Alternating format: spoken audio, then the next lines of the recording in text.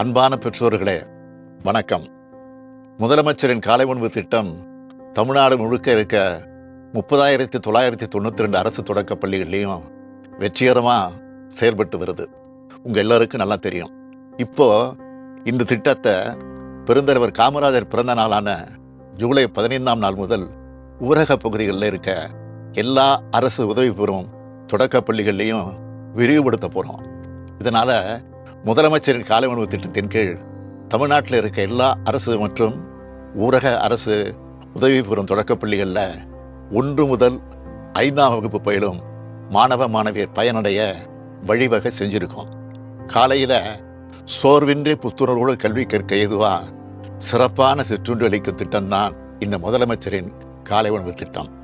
பெற்றோரோட பணிச்சுமை மற்றும் நிதிச்சுமையை போக்கி மன மகிழ்வை உறுதி செய்கிற திட்டம்தான் இந்த முதலமைச்சரின் காலை உணவு திட்டம்.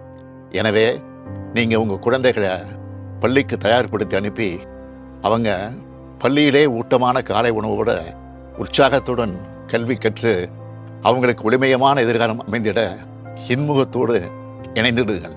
நன்றி, வணக்கம்.